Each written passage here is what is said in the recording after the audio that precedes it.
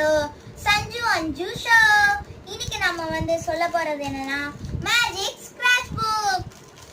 இதுல வந்து நிறைய டிராயிங்ஸ் பண்ணலாம். அப்புறம் இது வந்து பாருங்க Black கலர்ல இருக்கும். அதுக்கு உள்ளதான் வந்து இந்த கலர் இருக்கும். ஸோ நான் பண்ணி காமிக்கிறேன். முதல்ல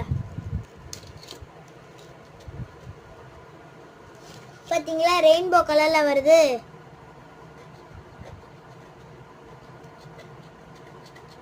இதுக்கு பின்னாடி பிளெயினா இந்த மாதிரி கொடுத்துருக்காங்க.